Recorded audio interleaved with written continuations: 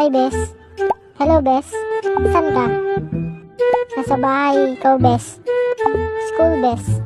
Hey, ha. Bes? Ano yun, Bes? It was at this moment he knew. He fucked up.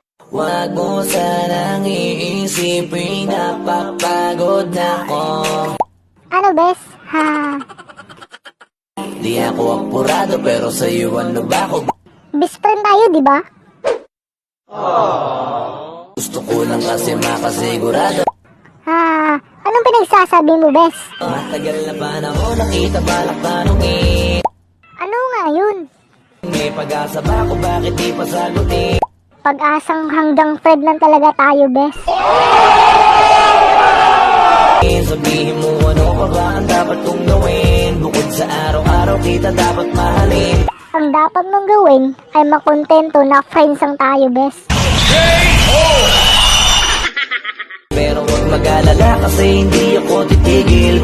Loko ka, Bes. Hindi ka pa handa di naman ako maingipin. Sa ano nga, Bes?